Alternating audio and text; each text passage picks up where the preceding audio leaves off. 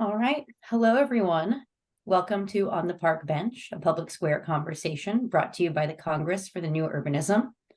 On the Park Bench presents interactive conversations with thought leaders in new urbanism and allied industries, providing an opportunity for the audience to engage in real time. The webinar series is a platform for CNU members to engage, debate, and collaborate on pressing issues of the day. Today's webinar is A Story Can Change a City with John Paget and Chris Elisara.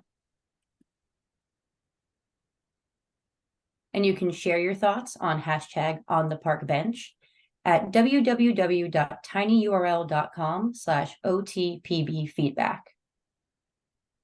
And you can also join us for upcoming webinars. Join us on Tuesday, November 28th for Authors Forum, Climate Resilience for an Aging Nation. Danielle Aragoni will discuss her new book on how communities with aging populations can prepare for climate change.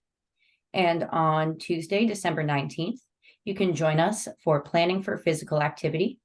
Amy Groves of Dover Cole, Wade Walker of Kittleson Associates, and John Zimmerman of Active Towns Initiative discuss planning for physical activity through parks, safety, streets, and livable transportation, as exemplified by a highly touted recent plan for Lake Wales, Florida. Robert Studeville will moderate. You can register online for both of these webinars at cnu.org/resources/ontheparkbench.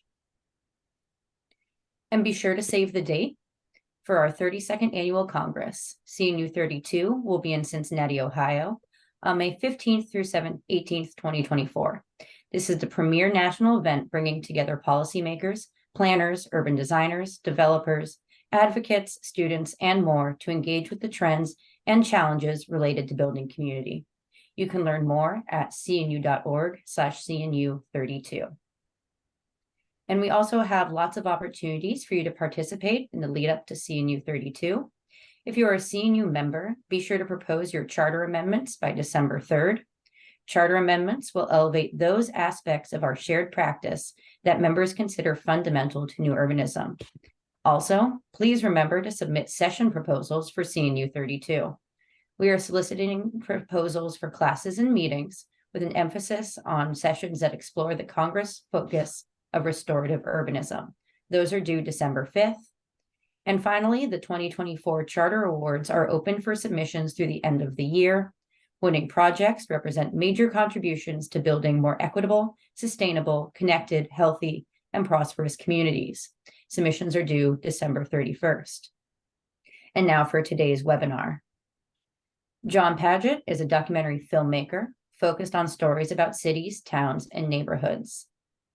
John is driven by the agony of America's homogenization and the thrill of seeing communities survive and thrive when they rediscover and celebrate their unique character, identity, and story. With Chris Elisara, he founded First and Main Films with the belief that storytelling can help build communities and preserve and revitalize the places we all love. Chris Elisara is a free-range advocate for cities and places. In 2009, he teamed up with John to create an award-winning film on urban design for the Congress for the New Urbanism. He also served as board member for CNU and co-founded the Better Cities Film Festival, which collects, curates, and presents the very best films on the theme of making better cities, towns, and neighborhoods. And I'm Lauren Mayer, Communications Manager at CNU. As a reminder, please use the Q&A function to ask questions as they occur to you. Welcome, everyone, and let's start today's webinar. Over to you, John.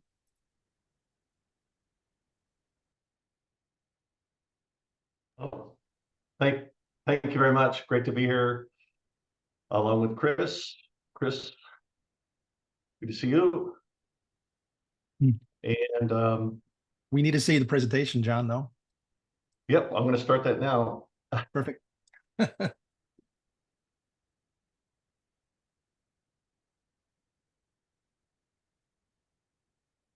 All right. Everybody see that? So just to kick things off, we're going to share our story as a film studio. First and Main Films is a creative studio focused on storytelling for cities, towns, and places.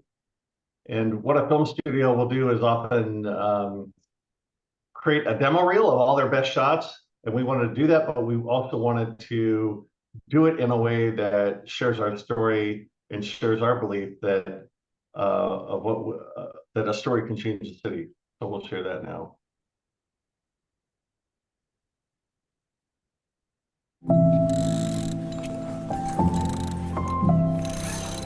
Every city, every town has a story to tell, hiding right there in plain sight.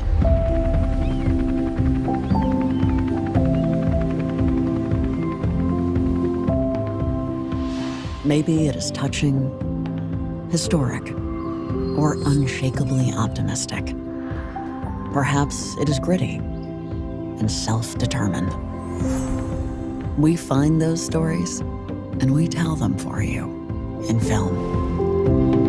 Whether it's for celebration, revitalization, or promotion.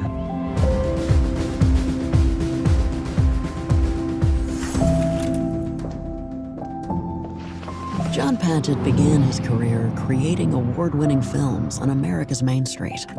Films that helped revive a string of small towns that had been nearly forgotten. He founded First and Main Films with his friend Chris Elisara, an advocate for places people love and the people and communities that build them and call them home. So what is First and Main? It's a street corner in nearly every American city. And it's a film company. We're proudly headquartered in the Rust Belt. But we really live at the intersection of storytelling and placemaking. And at the crossroads of ideas about cities and towns. Ideas about how to make them better. Ideas about how to share their stories.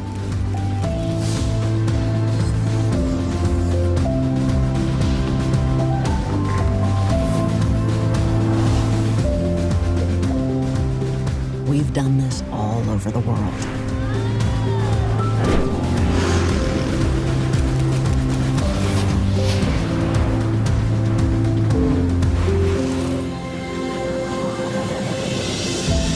And right here in our hometown of Buffalo.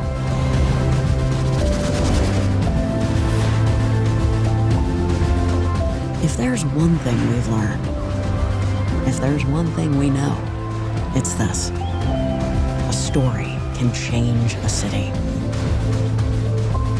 It can change everything.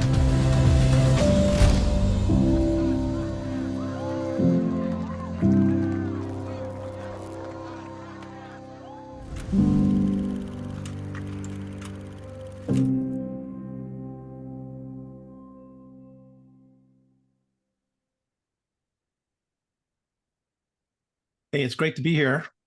Hope you enjoyed that film. The shot that I love probably the most in that is the one where the dad and the kid are on the skateboard going down the street.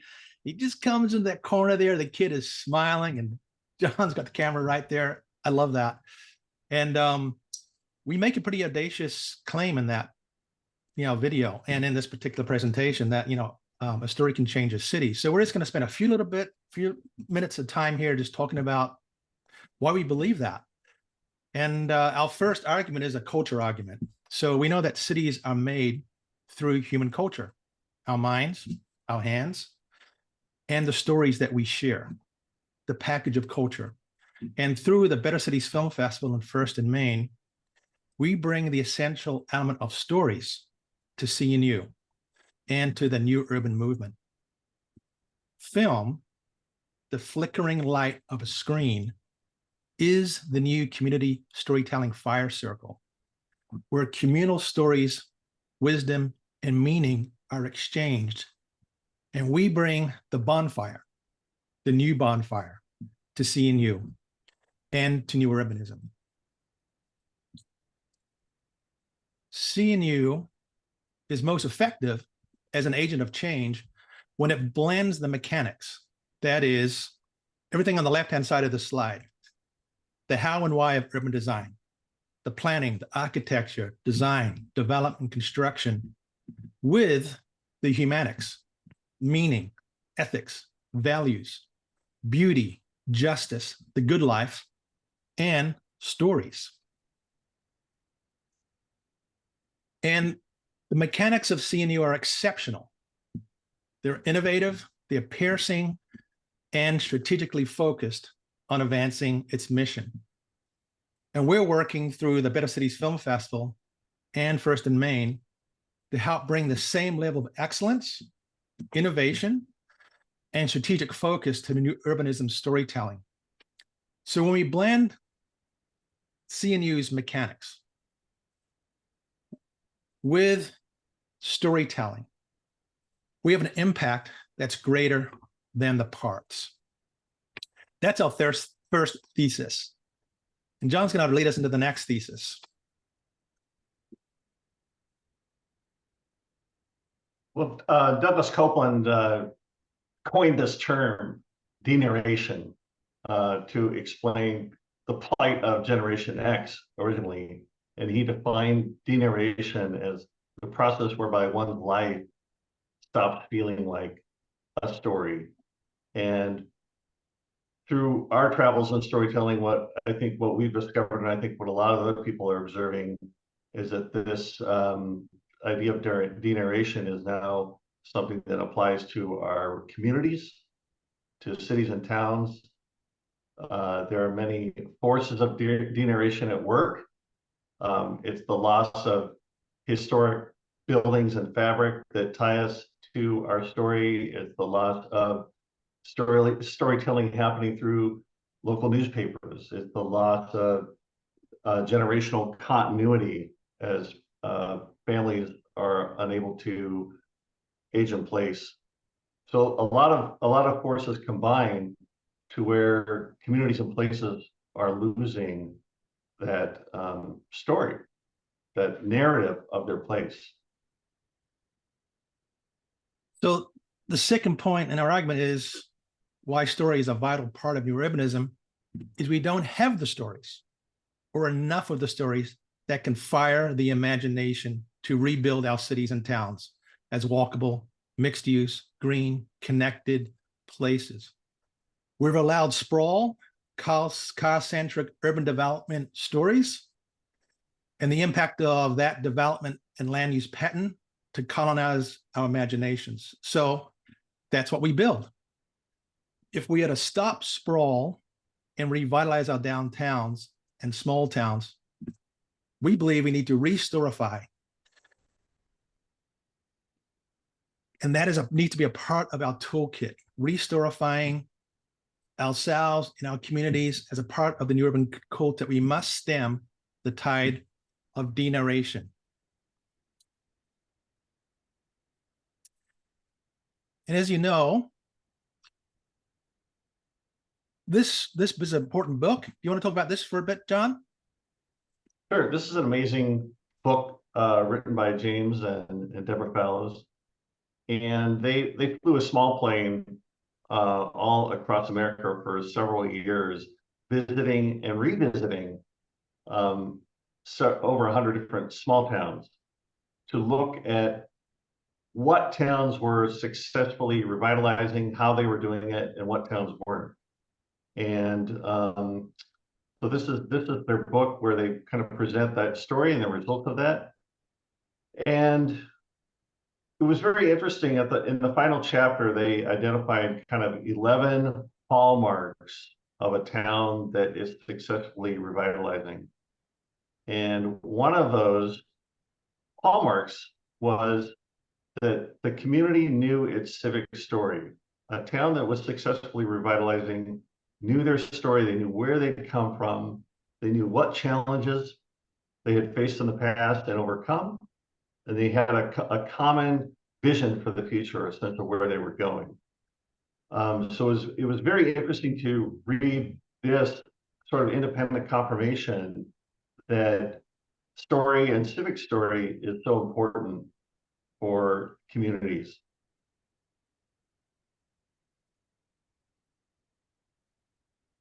And, we think a lot about place in the new urbanist movement. We're placemakers, we're concerned with placemaking. And here is how David Fleming in Lean Logic defined place. The space, a space whose local narrative can still be heard and could be heard again, given the chance.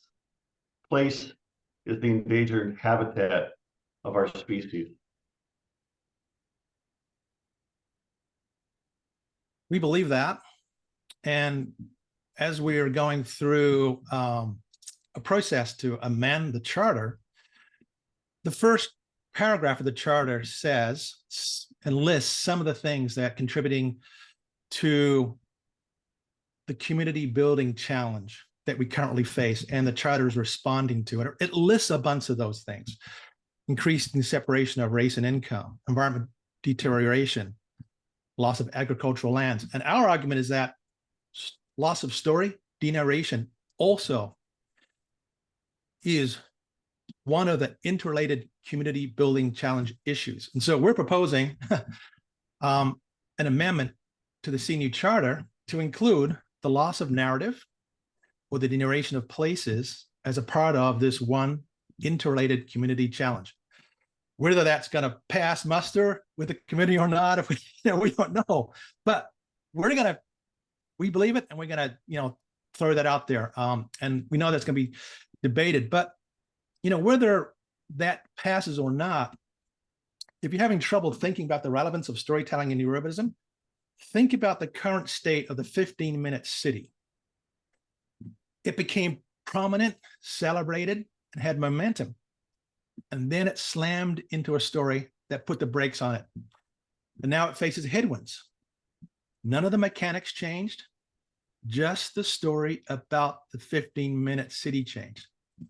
If new urbanism is going to flourish, it needs both the technical expertise and the evidence of new urbanism, but also equally compelling and true storytelling that wins the hearts and minds of new urbanism. So the power of story, we believe, as we've told you, has the power to change a city. And we love this quote by Margaret Wheatley. And we have discovered and perfected the art of narrating stories that bolster and contribute to the development of new urbanism through the civic story.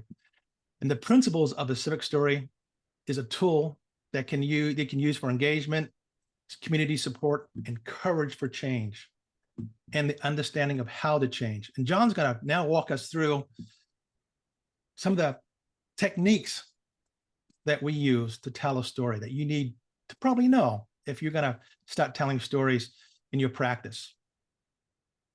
We're going to give away all of our technique and secrets here. So one of the things we've recently focused on is telling civic stories, because we realize that's a way to build a community, help them see their story, and then they're poised to have a vision for change or revitalization. And some of the ways we found that make a civic story especially effective. First, in kind of structuring the story, one of our insights is to make the city the character, make the community the character. So in typical films, in the movies that you watch, you have a main character as a hero. When it comes to the civic story, what we want to think of is the town is the hero. The town is the hero. So in the first scenes of the film, you introduce the town. You talk about how it's a special place, a unique place. Then in the next stage of the story, you make us care about that town and you make it relatable. And the way you do that is you introduce contradiction and idiosyncrasies to the town. Why this is important is that otherwise you're going to kind of lose the audience, because it becomes a typical promo piece. If all you're doing is saying this town is great, well then that's like a tourism film, a Chamber of Commerce film. You're just hyping.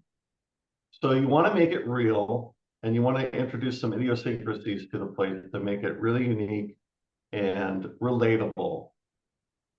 Then three, in the next stage, you introduce the problem This is the conflict in the story. What challenge is the community facing? For example, it could be, a lot of communities today are facing the challenge of housing. And then once you introduce the problem, then you have to raise the stakes. And raising the stakes means, a great question to get at this is, what if we do nothing? What's going to happen if we continue on this trajectory? What's the worst case scenario? You really talk about what's the worst that could happen, so we get a greater idea of the threat posed by the problem. And then finally, you show the action, which is hopefully a community embracing the solution. And it may not be a total resolution. You might be only showing the green shoots, the first sparks of change, and people starting to revitalize or solve their problem. And that's generally a more inspiring film. There's also the films where there's a tragedy, where the action is that the community isn't doing anything. And that's more of the tragic, sad side of the story. So that's kind of how to structure the story. And then a couple other hacks and hints that we have is casting. So choosing your characters. We like to do these films using the voices of the people themselves, so that the civic story is really the story of the community in their own words. So we like to choose a diverse range of characters, and by diverse we mean, not just gender and ethnically diverse, but walks of life. So sometimes the armchair historian, the bartender who just loves his hometown, can be a more charismatic speaker than the official historian at the library. So you want some experts. You might want to have an urban planner, a official historian, but you also want some other folks in the community to try to create a chorus of voices that really represent the community. And then two is to really let them say it in their own words. So your storytelling will come in the editing of it, in that kind of direction, as you combine all their voices. But for now, let them tell the story in their own words. So do it through an interview and not a script. Don't pre-script it, and let them speak direct to camera. We find that looking direct at camera is an effective method. 3, make it 3 acts. That's just simply referring back to the previous slide. Tell a story. Think of it in terms of 3 acts. Think of it in terms of the setup, that introduce the conflict and the problem, and then the solution or the resolution. Tell the whole story, which means, don't sugarcoat it. 5, premiere it in public. This is a really important point. To really leverage these films to their full impact, it's important to gather the community so they can see and experience their story together. And so it's important to, once you roll it out, it can eventually go to YouTube and these social platforms where it can go viral. But it's important to have a public screening where people experience the story together and interact over it. Chris, do you want to add any fine-tuning points to those? No, not at all. No, I just want to get to Al's story so we can move into probably being people waiting. When are you going to get to Al's story? We're going to start telling Al's story now. It won't use this technique because that's a different technique of storytelling, but we're just going to tell Al's story about the film festival.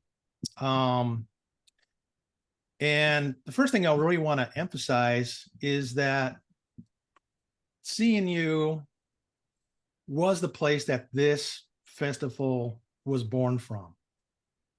CNU's DNA is in this festival. So in the constellation, you're probably familiar with a slide that is in the CNU website. It says, in the constellation of landmark books, ideas and initiatives that have been born from CNU. We're one of them, because as we go into our story, you'll see we started in CNU Denver in 2019. So whether you like it or not, or you think us or not, we're a part of this CNU offspring.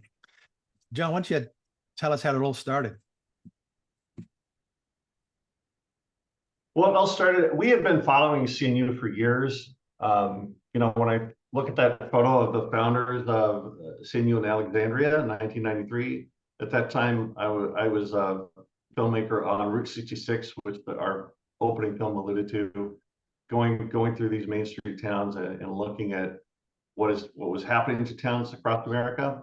And you know, in going through that experience and trying to understand what was happening to the American built environment, I started reading a lot of the seminal books on new urbanism in CNU.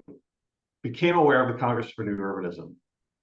Always showed it to Chris. We would talk about it, and we would look at where they're going each year and think about going, but we always wondered, well, we're filmmakers. How do we fit into this world of architects, planners, and designers?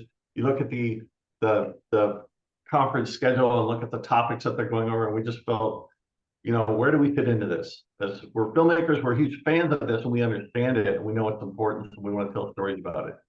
So then one year, it was CNU 19 in Denver. CNU announced they're going to have a film contest, and the winner of the film contest would get a free pass to the Congress, and that's when we knew this was our entree. So we entered a film. We created this film, Built to Last, a 2-minute film, and we won the competition. And yeah, it was great. Chris, what was your memory of that? I remember that was you got a standing ovation.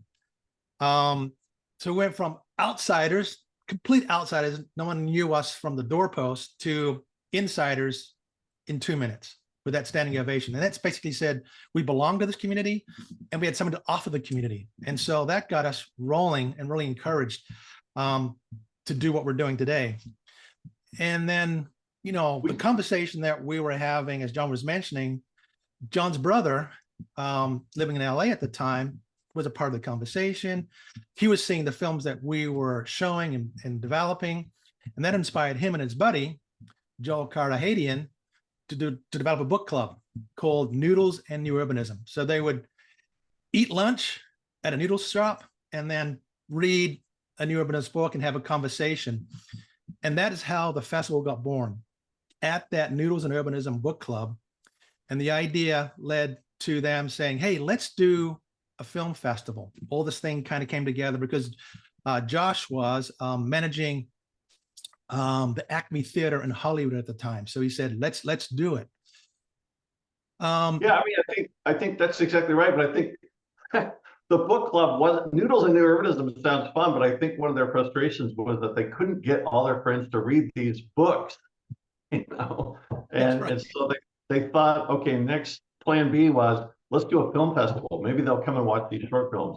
Chris and I were making fun, you know, engaging films about urbanism, like our American Makeover series. And so they thought, what if there's other films out there like this? Is there enough that we could create a film festival? And that would bring, you know, a popular audience to these ideas and concepts.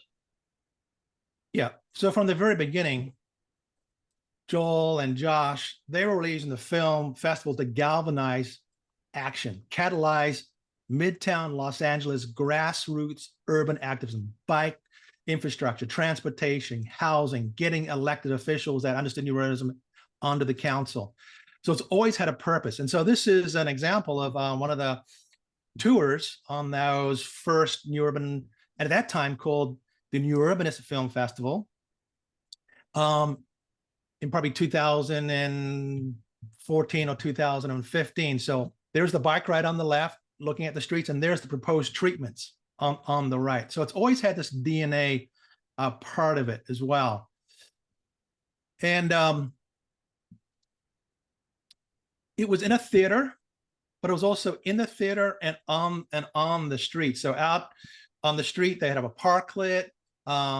walks, talks inside the theater. Outside the theater, they go on a pastry walk and look at the urban character of the neighborhood and how it could change and so on and so forth. They do a 24-hour filmmaking challenge, happy hours at the adjacent restaurant, and so on and so forth.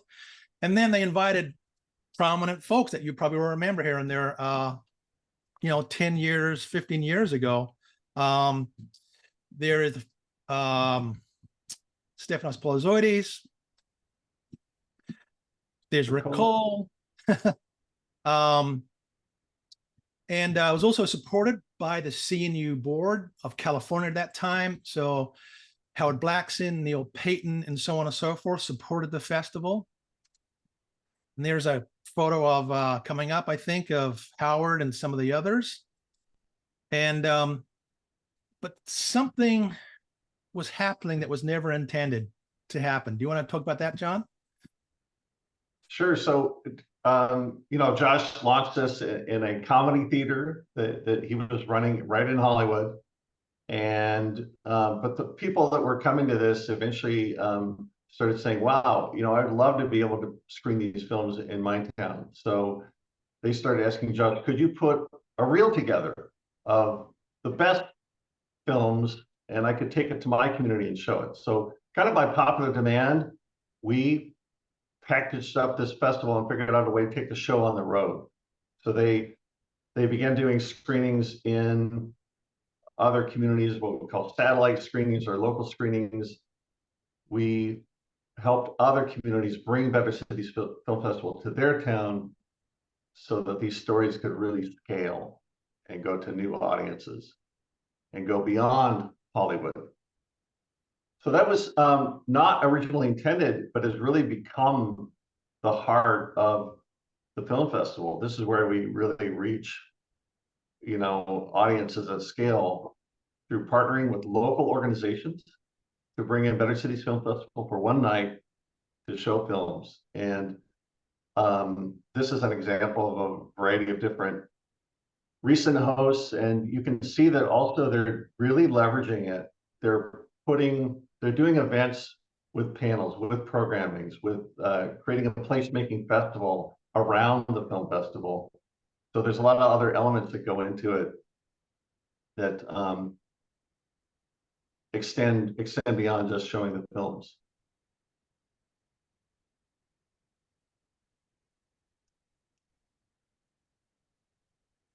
And here's just a few of the reviews we've been getting.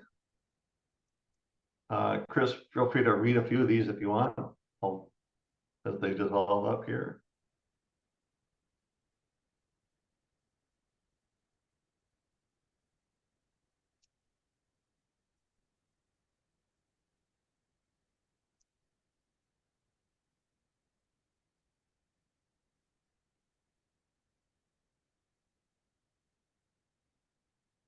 I read Catherine's from Petaluma because we have Dave Alden coming and talk about Petaluma in a little bit. But Catherine says, I feel deeply grateful for those wonderful films. Almir spoke after the screening and said she was amazed.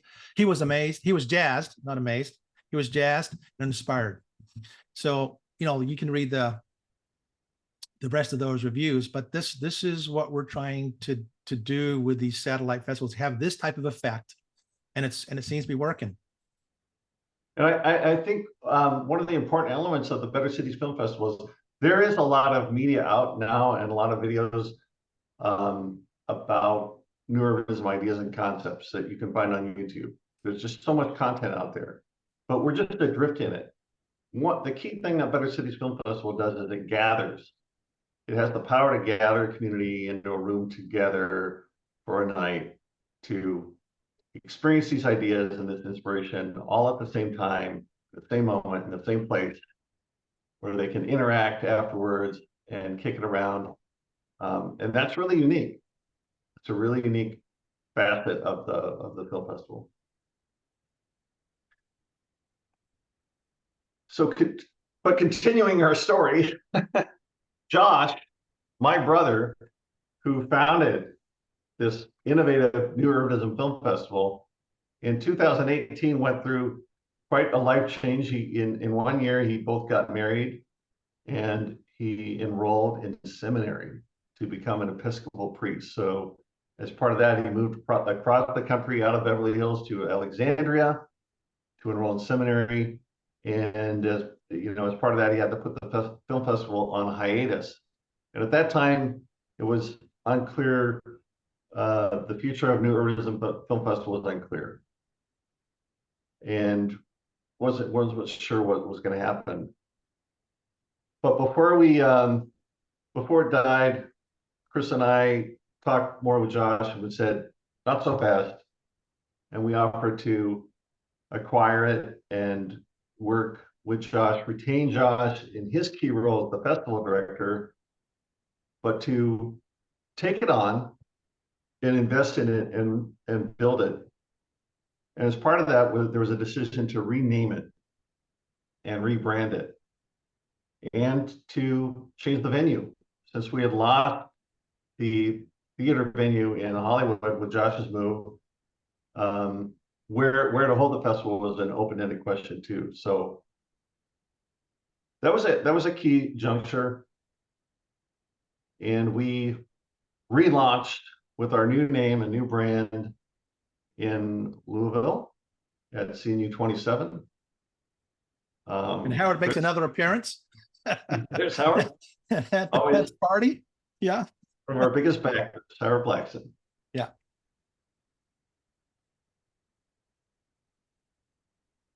And we decided to move to Detroit. As part of that branding decision, we wanted to locate in a city that was kind of the poster child for revitalization. And that was one of the reasons we looked at doing it in Detroit. We had the CNU chapter, Michigan chapter, has been a great ally and invited us to bring the festival there. So that was a part of the evolution of Better Cities Film Festival to hold our flagship event in Detroit.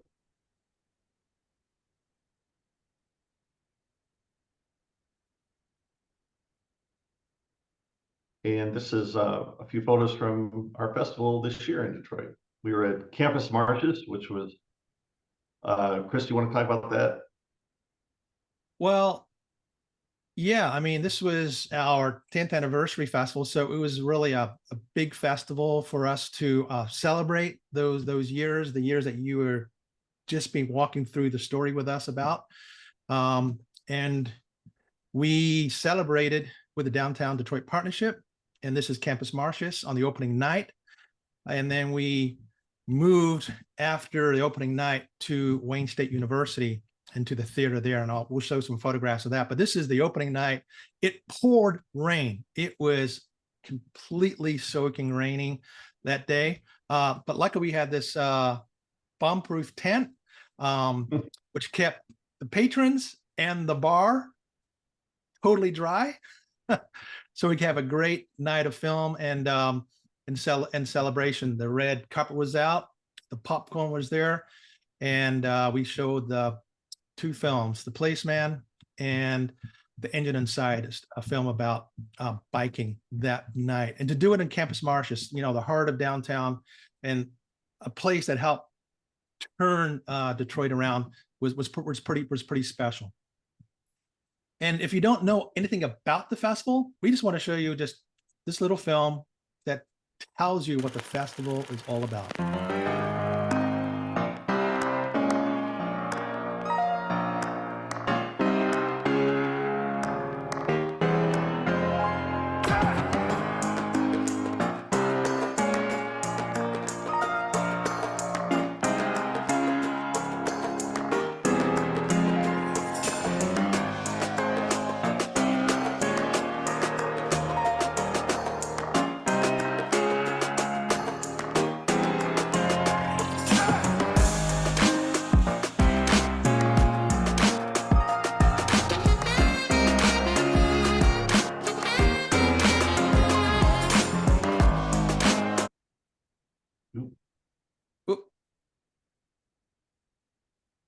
Not sure what happened. Let me.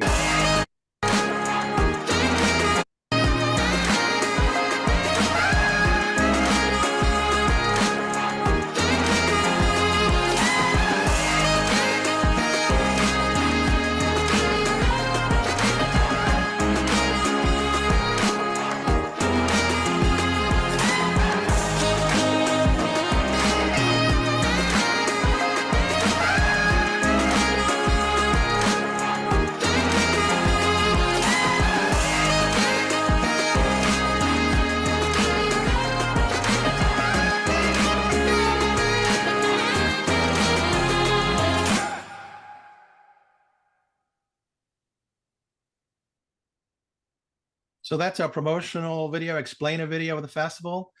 And it all came together this year. But when we relaunched, it was in 2019. We were hit hard by COVID. And so that delayed the development. But this year we really hit our stride, as I mentioned. And we're just going to flick through a few slides where you can just get a visual of what we're doing now in Detroit. Opening night, Campus Martius. You'll see the theater that we use, beautiful big theater at Wayne State University. And then we put on the films, and then we have panelists talk about stuff. We'll get to that slide there. And those are some characters that you know. They were debriefing the urban design block of films on Friday night. Directors and filmmakers come from around to support their films. We go on tours and look at the city. And we're getting people that are coming from across the country to join us. And so what is this all leading to? So what's the point of all of this? We help us to help you.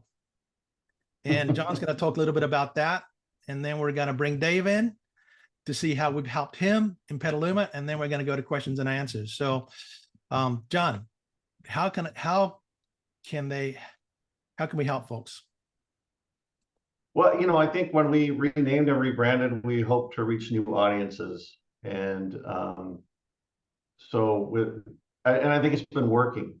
We've been working with a growing number of downtown organizations, with Main Street programs as part of Main Street America. We're an allied member of Main Street America.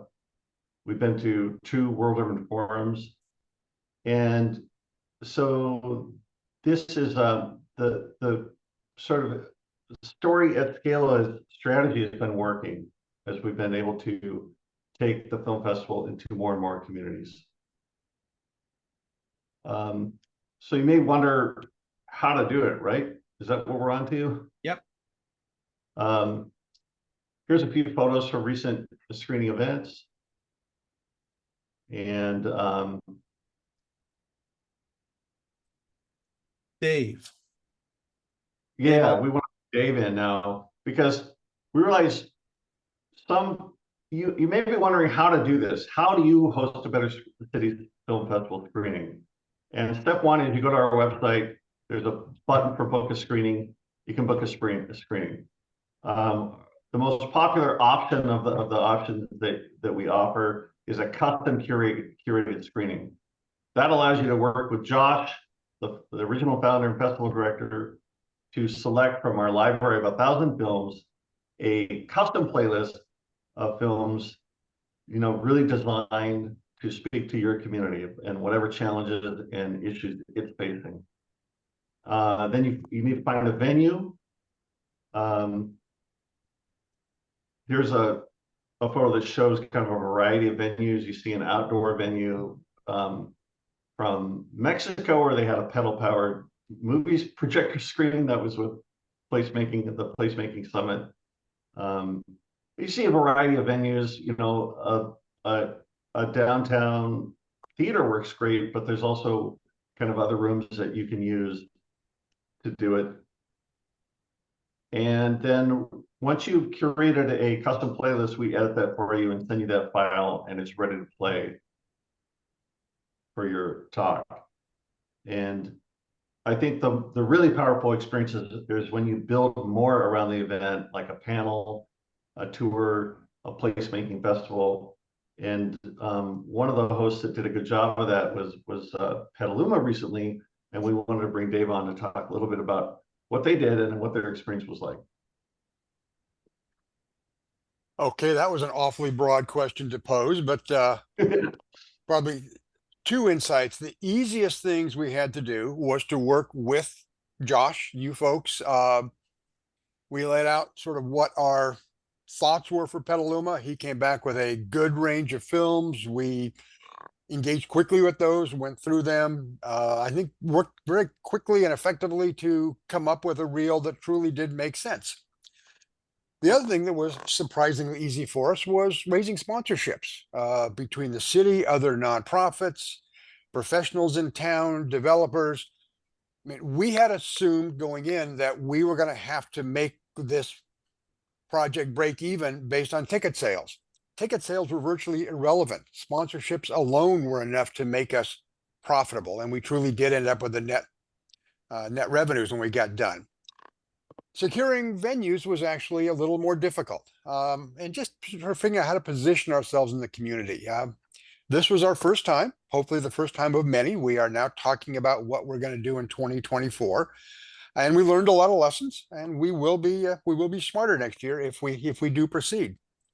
One thing we're now engaged in post festival is the revenues were sufficient that we have committed half of those revenues to a program of micro grants, which we'll be announcing in the next couple of weeks. We have 8 applications for projects from tactical urbanism to alternative transportation. It's a broad range of very creative ideas that we're going to be excited to fund and then use that as an opportunity to begin building toward what we do next year. Our challenges for next year, I heard broaden the audience a moment ago. I wrote that down immediately. I agree. We were talking mostly to urbanists rather than the broader community. We need to do better there. We need to turn even more of these good ideas into action. One of my great frustrations is all the people who came up to me afterwards saying, "We loved this film festival. This is what your organization should be doing next." And my response was always, "No, this is what you need to be doing next, but we will give you structure to help it make it happen." With limited success thus far, but I'm still working on it. But then I guess to close with one thought, the one thing that continues to just thrill me, that film festival now is what, a month and a half ago, and well, almost 2 months ago. And yet I don't go a week without somebody coming up to me on the street who I may not even know saying, "Hey, we were at the film festival. My God, we love that. That was so cool. It was such a great evening." And each time we had a post showing gathering with pizza and conversation, and people are still just jazzed by it. So it gives us momentum in the next year, but also that challenge of how do we turn that momentum into community betterment. So those are my thoughts. Thanks, Dave. That's brilliant. And stay on for question and answers. We're going to get to question and answers real soon. And John, do you just want to wrap us up? Yeah. Meanwhile, as we've been growing, Better Cities Film Festival, First and Main, as a creative studio, we're continuing to produce and create films, working with urbanists and governments and communities across the country to help tell civic stories. And we want to advocate for telling civic stories. So we want to help communities tell civic stories. So we offer a workshop on how to do civic storytelling, to try to gather local storytellers, try to train them in some of the techniques and what we've learned. I did a TED Talk about the importance of civic story. So we want to continue to be a resource. If we can help you tell your civic story, we'll help you. Contact us, email, call. We'd love to just offer whatever we can in the way of advice or consultation to help you. Or if you want us to come to your city and film it for you, we can do that too. So do you want to talk about well, I think we're going to go into Q&A now, but do you want to mention the bonus content? Yeah, I'll mention the bonus content and then go to Q&A. The bonus content is if you want to stay on after this at the top of the hour, we're going to go another 20 minutes. We're going to show River City Rising, and then we're just going to talk you through it. Like how we as filmmakers behind the scenes put that film together. So stay for the bonus feature if you want to. If not,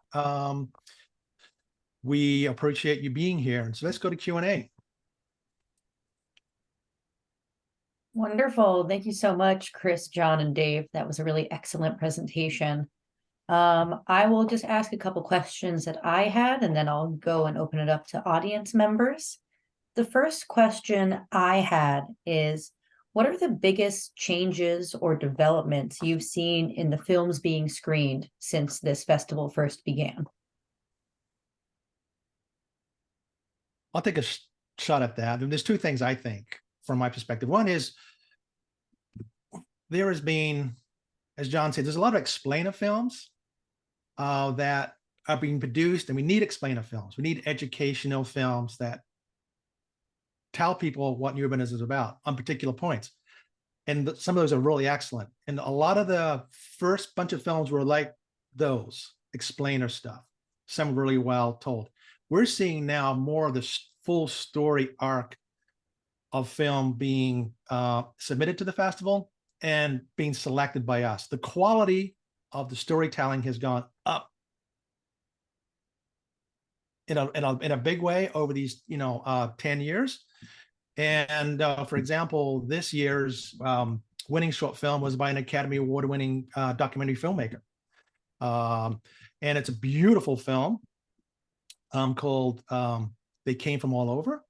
That's the quality of film that is coming into the festival, the full story type of films. And then I would say the other kind of genre of film that's coming through strong in the last couple of years is films that are in that civic storytelling type of mode and are focused on, let's say, the equity issues, the justice issues, the things that are touching people in that kind of area when it comes to cities and towns and places. How can we make them inclusive? And so on. So those are the transitions that I'm thinking I'm seeing. Wonderful. That's so interesting to hear how it's kind of evolved with the storytelling aspect specifically. And I'm actually going to turn it over to some audience questions because I think they're pretty great. I'm going to combine two of them, which are one from Judith, which is, are any efforts being made to engage Spanish-speaking filmmakers? And with Taylor's question of, are any of your films on indigenous urbanism? So just two different diversifying storytelling questions that I wanted to ask. John, do you want to take those? I don't know. I don't know what we've done on that, Chris. Yeah. Okay.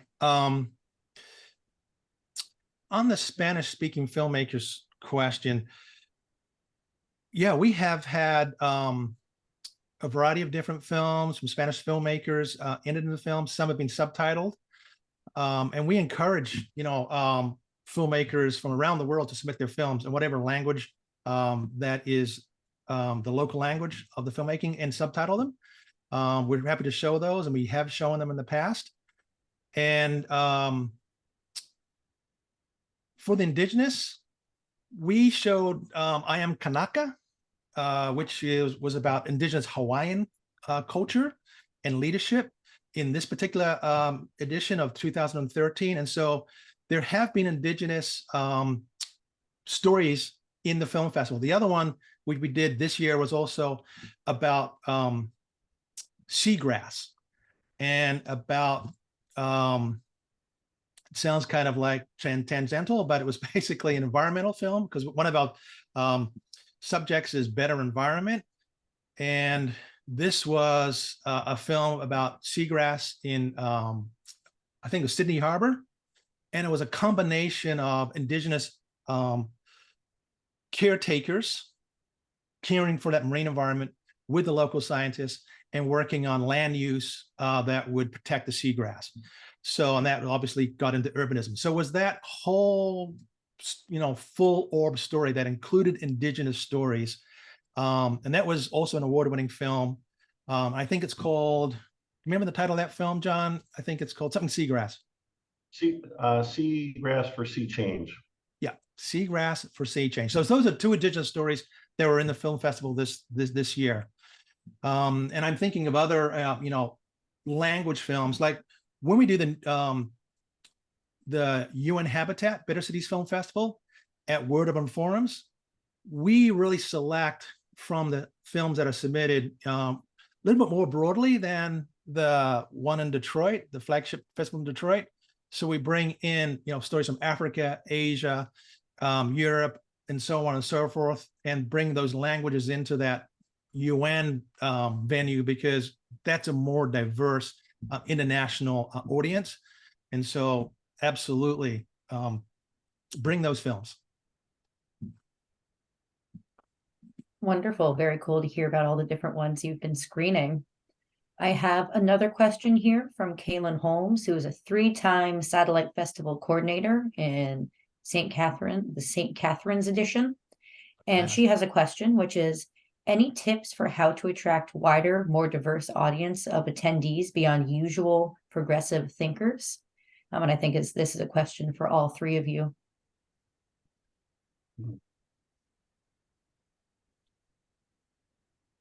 That is an interesting question. I mean, I don't like to pigeonhole people to try to bring people out, but I know that we showed a film this year, that Nolan Gray did with his Arbitrary Lines, subtitle the free spirit of Caroline.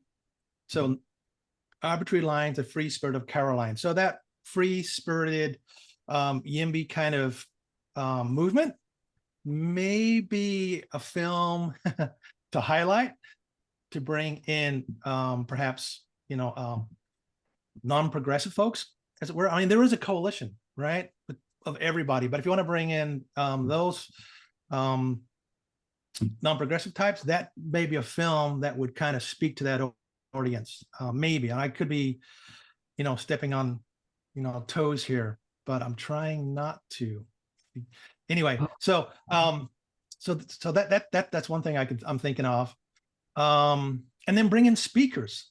Like if you're trying to bring in an audience, get a spokesperson from that particular sector of the community that people respect and represent you into the festival, so they're actually engaging with the material. So they see, oh, that person, that pastor, for example, is coming in and is going to speak at the festival, or that politician or that city councilor is going to come and be a part of the film festival. I think so. That's a part of, I think I would share, bring the diversity of speakers and presenters to the festival and publicize those.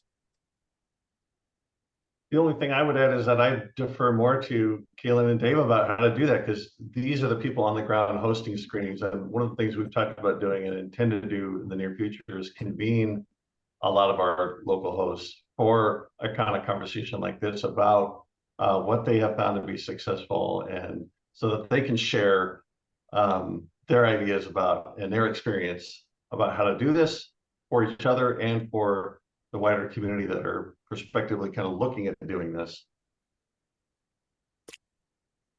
Well, I can't claim that we were particularly successful at this in our year one, but our plan for year two is to get organized much earlier in the year and make ourselves available to groups who are not part of our typical constituency, from Rotary clubs to church groups to minority organizations, and just offer to be there to talk about the film festival, about what Urban Chat is, and just start building the coalition. So Great, thank you. And that takes us right to 1 o'clock. So I'll just make a final plug to let you know that a recording of this webinar, including the bonus session we're about to go into, will be available within 24 hours of this recording. And thank you to everybody who's been submitting some Q&A questions. Sorry we didn't get to quite all of them. You might be able to catch some of those at the very end of this all. And now I'll turn it back over to Chris and John for their bonus segment. Great. Do you want to do a couple more questions first before we roll the film, or what do you want to do, Chris? I think we should roll the film, Okay. because I was just going to run out of time. All right. So let's do that. And while you're sitting up, I mean, I see some questions online here. It's ready to go. Yeah, Judith asked about a list of short description of the available films. We don't have that, but if you want to go to the programs for the last couple of years, you'll see some descriptions of films in the program, which is online. Well, also if you select the best of best reel, which is our kind of turnkey reel where you don't curate a playlist, a custom list, but you just pick a pre-built the best of the best for that year. You'll see thumbnails and a synopsis and title of each film that is in that. So that gives you some idea of the film. And some of these films are on streaming services. You can go and find them on streaming services. Look up, our list of films in the festival, and just go and find them if you want to. You can definitely do that. But to screen them in your classroom or whatever, just look at permissions. So yes, some are and many are not. So that's a quick answer to that question. So let's just jump into what we're gonna walk through with folks right now.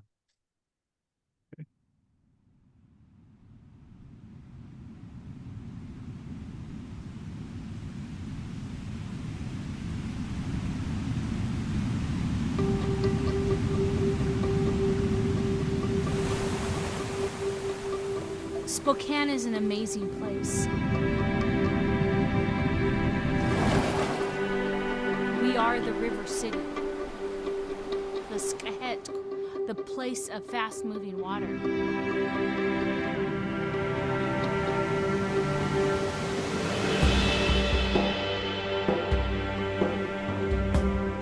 I immigrated here in 2012 from Mexico City. And I remember the first time that I saw the waterfalls here. I just felt so overwhelmed.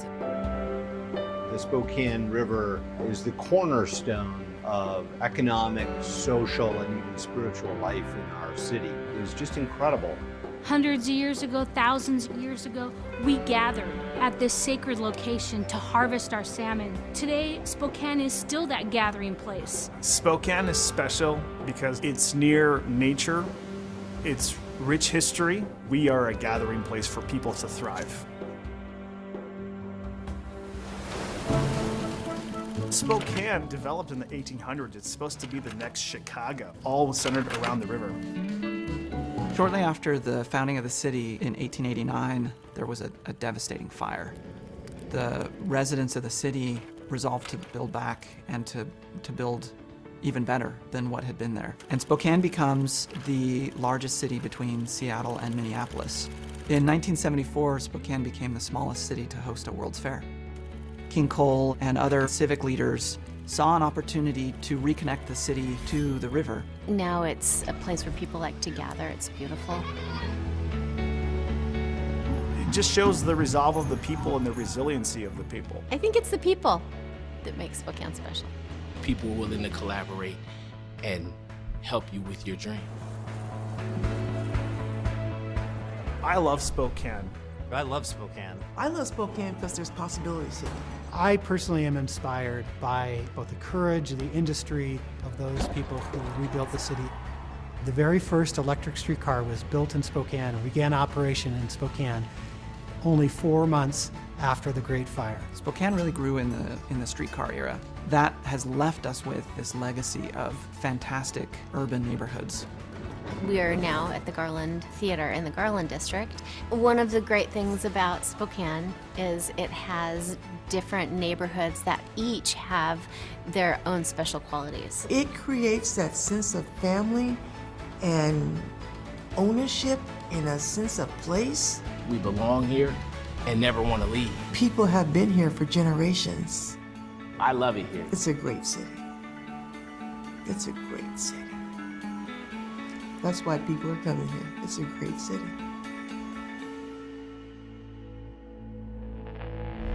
Spokane's home prices went up 30% this affordable housing continues to cripple families in our community. But fewer millennials can afford to buy their first home. Homelessness and affordable housing are more connected than many people think. Home prices have gone up almost 30% since last year.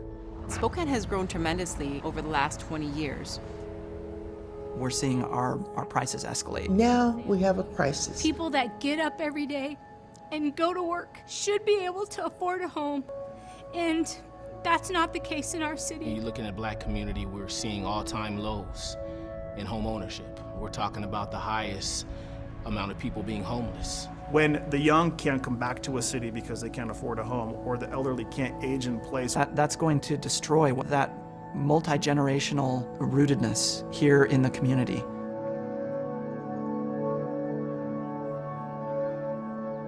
We know that supply is one factor, but building more houses the way that we have done for, say, the last 50 years brings its own problems.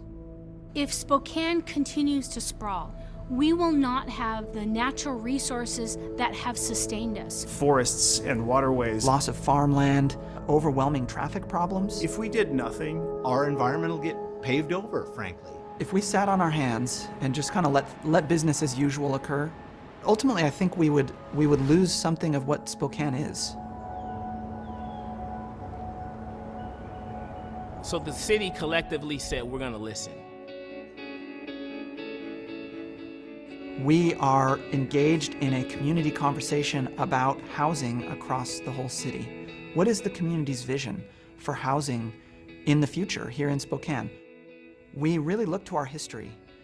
How did the city address the housing needs during that period when we tripled in size between 1900 and 1910? We took in 70,000 new residents over a 10-year period.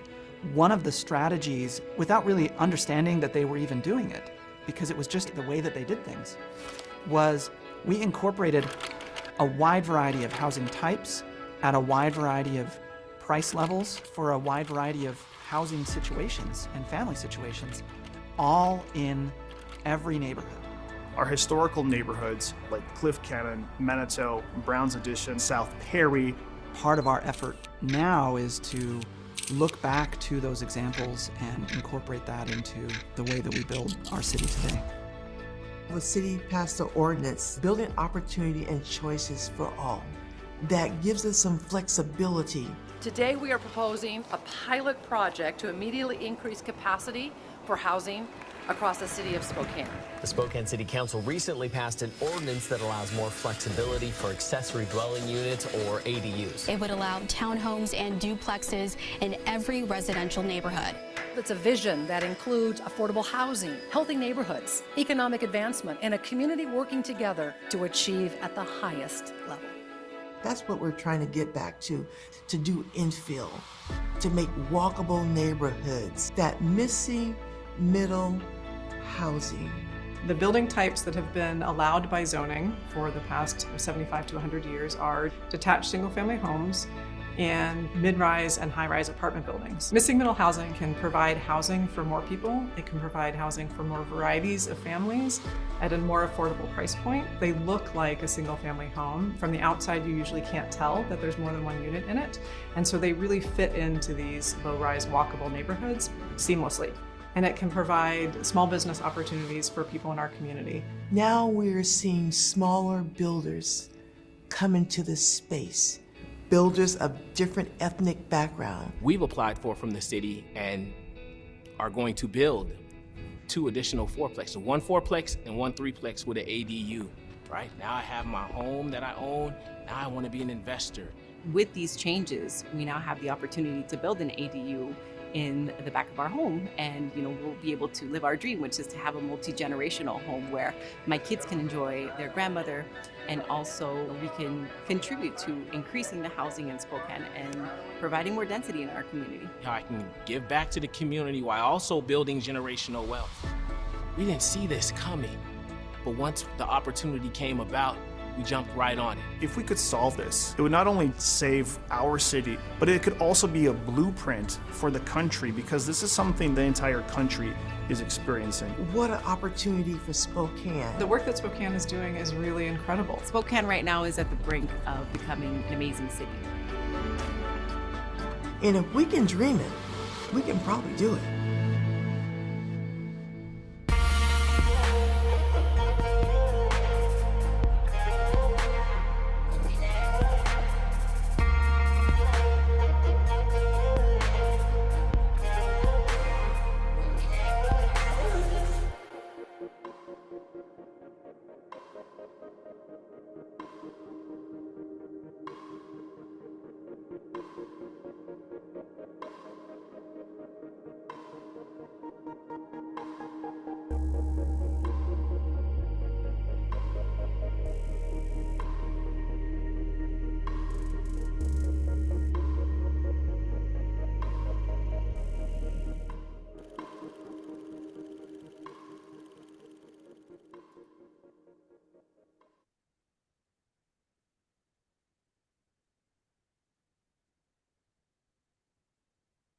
All right, Chris. Yeah. So I think, if you're paying attention, you saw, our technique of telling a civic story totally embedded in that 10-minute piece. And the first thing I want to say about it is, there is an explainer piece to it. And explainer videos, normally people are saying, make them short, right? Make them short, communicate the content, educate the audience, because they have a short attention span. But this particular story actually has an arc to it. And when you tell a story that has an arc to it like we did, people will stay engaged. That's a 10-minute video. And so when you tell us a longer story that requires a time limit that's dependent upon the story, not on a clock and supposed theory of attention span, you can tell a good story that people will watch and keep watching. So that's the first piece. And you just saw the story act pretty clearly in that film. And there was an explainer piece, but it was only, let's say, maybe a minute or so. And everything around that, contributed to that and made it probably sink in more than just an explainer piece, because it did some things emotionally prior to that piece that took you on a journey. And, when you got through the story and the journey to that little explainer piece, you were ready for it. So that's just a kickoff to talking through this particular video. John, why don't you take it from there?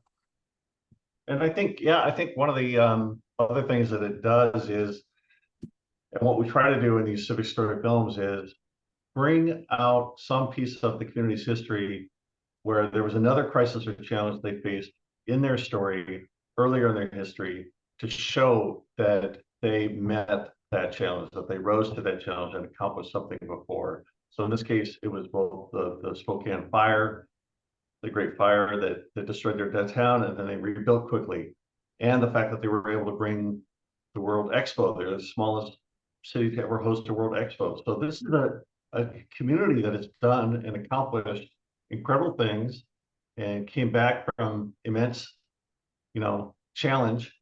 And today they're facing a new challenge.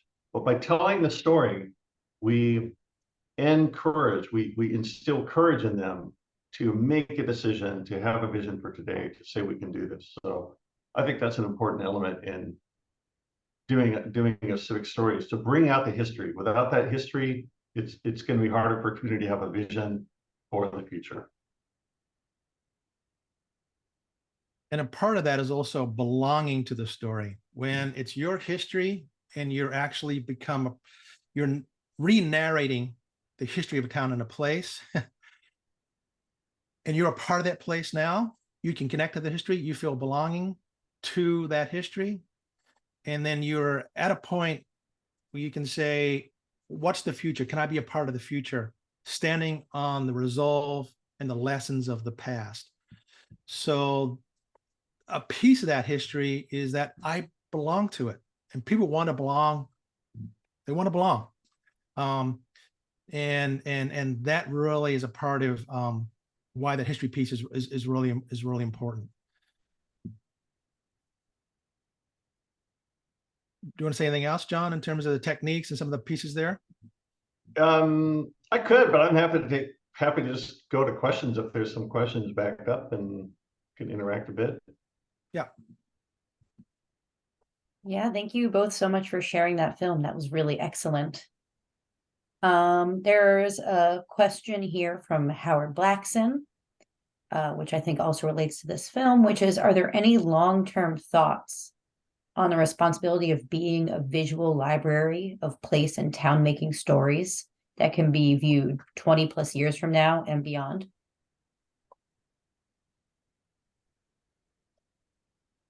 I think Howard's getting at something which I think we should be doing. There has been pieces of stories and archival footage right now that will be very helpful for us, 10, 20 years into the future. but the CNU is really not kind of being the archivist of that. And so potentially, the CNU could do that and think through how to bring that material together, how to catalog it, how to make it accessible, and how to use it. And so I know with the storytellers that are part of the CNU, we've had this conversation for a long time, but maybe we're at a point now where we could do it because there is a demand for it and an imagination for its use. So yeah, I think Howard's onto something there, and would love to see that happen. Let's make it happen. We have, by the way, a film, or a two-part film on confessions we did at CNU 20. So it's a 10-year retrospective, and we just asked people at CNU 20, what were some of the mistakes that the movement had made, and then that's the first film, and there's 20, 30 people responding to that. And the second film was, what are your dreams for the future? And so we're going to bring that out of the archives later, right? And put that out there. And I think that speaks to what Howard is actually saying. So keep an eye on that. And Lauren, if you want to say a little word about that too, feel free, because that's in your domain, and we're really happy that you want to bring that forth. Yeah, if you keep an eye on our social media, actually within the coming couple weeks, you will see links to both of those films. And if you are already a CNU member, you will actually see all those two films, The Dreams and The Confessions, in our upcoming newsletter. So also a great time to get on board with that. And I will also, with that, ask another question. This is a little bit more of a technical one from Brenda, which is, how much would you budget for a film like the one we just watched? Oh, that's tough.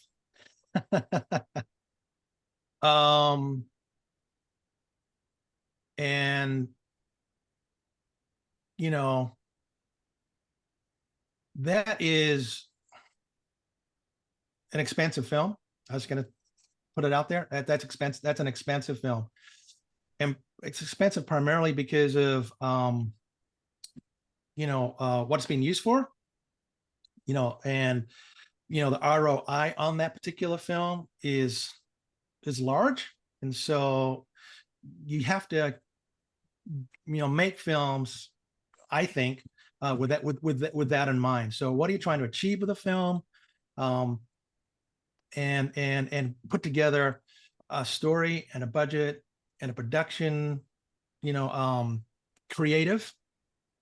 And so the creative in that is, all the interviews, the locations, the animation, and that is all storylined or storyboarded before you actually get into production. So, you got to kind of combine all these things together to say, hey, this is the quality of film, the production values, and the creative that's going to achieve this particular outcome and goals. And millions of dollars are going to get invested in, this housing plan for the city. So, we're a minute part of that investment when you add it all up, but we're still expensive. So, I'm not going to give the actual number for that particular film, but I would just give you a range, but that's in the, well, John, do you want to say, do you want to know a range? I'll leave the range to you, but also just that we have experience, we would want to have a conversation if anyone's interested. We'd want to have a deeper conversation about that. And we have experience partnering with you to help bring sponsors together. So a lot of the films, specific stories we've done, bring multiple stakeholders together. It's the fundraising burden isn't then on all one agency or organization. It's multiple stakeholders coming together to fund a film like that. But yeah, it's six figures. That's a six-figure film. We'll leave it at that. Sounds good. And then just the last couple questions here, which was, this one's just from an anonymous attendee who's wondering if there are any ways to plug this film festival into an existing film festival that exists in like a town or something already, or have you ever had any experience with doing something like that? Yeah, so the flagship festival in Detroit, has a sister city across the river in Windsor, and they have the a festival there, a big Canadian festival there. And so we've been working on a partnership to bring our branded day or a screening to that festival, and have that be a storytelling time that can bring the architects, developers, and designers and so on from Canada to that particular festival, but with our branded festival as a component of it. So yes, it can be done, and we're doing it. It's not common, but we've done it. We have done it, and we can do it with the right kind of conversation with the festival that we're bringing it to. Very cool to hear. And I'll wrap it up with this one last question from Jessica, who just wants to hear about a community you really saw transform through a story. Buffalo. You got to tell Buffalo, John. Yeah, I mean, a part of developing this a story can change a city concept came out of my experience in Buffalo. Before that, also the towns along Route 66 where I made films. But Buffalo really stands out because when I arrived in Buffalo, I moved there from the West Coast, from Olympia, Washington to Buffalo in 2005. And I like to tell the story of like meeting people at the local corner tavern, and they would ask where I'm from, and I'd say Seattle, and they say, "Why did you move to Buffalo? Did you lose a bet?" Visitors who landed in Buffalo to visit would get a taxi, and they'd ask the cab driver, "What is there to do here?" And the cab driver would say, "Nothing. I'll do you a favor. I'll take you back to the airport for no charge." This was a city really with a kick me sign on its back, down on its luck, had suffered, major population loss, and kind of the story of the deindustrialization, and it was a kind of a moribund Rust Belt city. And there were a lot of factors that led to kind of a renaissance in Buffalo and a changing of the conversation in Buffalo. But certainly a couple of the films we made really catalyzed that, and we're recognized for doing that. This Place Matters is one you can find online, Buffalo, This Place Matters, and Buffalo, America's Best Designed City, which was originally produced as a promo to bring CNU to Buffalo. But it really extended way beyond the CNU audience. It has over 1 million views, and was one of those films we screened it outdoors in the summer. Over 1,000 people showed up. The mayor was there, and a lot of people, would remember that and call it a turning point in terms of the community kind of seeing itself in a new light. So that, along with many other people's efforts, was an example, I think, of a story really changing a city. I would also add to that, those are tentpole stories, but there's been consistent, focused storytelling that we've been doing in Buffalo for 10, 15 years or more that have added to that tentpole large story, and stories about, the Black Jazz Club and the restaurant scene and the beer scene and the architecture and and the community of storytellers. And so it's tell the big story, the civic story, and then develop a culture of consistently telling stories about your place and your city and your town. So there's no one, story that's going to turn a city around, but storytelling consistently conceived will do it. And another is a perfect example. Another film we did was about a small town called Tenino in the Northwest, and that's an example of not our film that made the change, but the fact the community knew its story was instrumental in it overcoming the huge challenge that they faced during COVID. So they drew on their sense of their own history, and they knew their own story, and dove into the past and found a solution that moved them forward. And that's an example of a community that, because they knew their civic story, were empowered to meet the challenge of COVID and the pandemic, and kind of how it hit their main street. So that's another good example. Small town spirit, Tenino. Very awesome. Two very distinct, but very wonderful stories being told. And I guess with that, it's been great having you guys. And we're going to go ahead and wrap this up. As I mentioned at the top of the hour, this will be available via recording within 24 hours. And thank you again, Chris, Dave, and John, for joining us for On the Park Bench today. It's great to be here. Thanks for having us. Have a wonderful rest of your day. Do that.